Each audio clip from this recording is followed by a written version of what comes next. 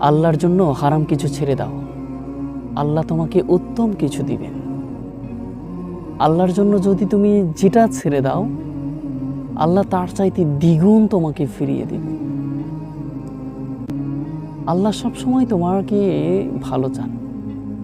তোমার লাইফে কোনটা বেস্ট, তোমার লাইফে কোনটা সবচাইতে ভালো হবে, এটা আল্লাহই পরিকল্পনা করেছেন।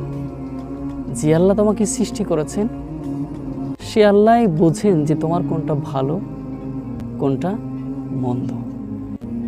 আল্লাহ কখনো তোমার লাইফে খারাপ কিছু দিয়ে তোমাকে ধ্বংস করতে চান না, বরং আল্লাহ তোমাকে ভালো কিছু দিয়েই তোমাকে পৃথিবীতে সম্মানিত করতে চান।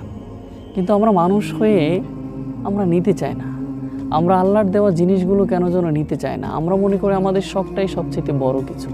কিন্তু আল্লাহ বলেন, না বান্দা, তোমাকে সৃষ্টি করেছি আমার চয়েস হিসেবে, এবং আমি তোমাদের জীবনে আমি যেটা দিব সেটাই তোমাদের সবচাইতে উত্তম হবে।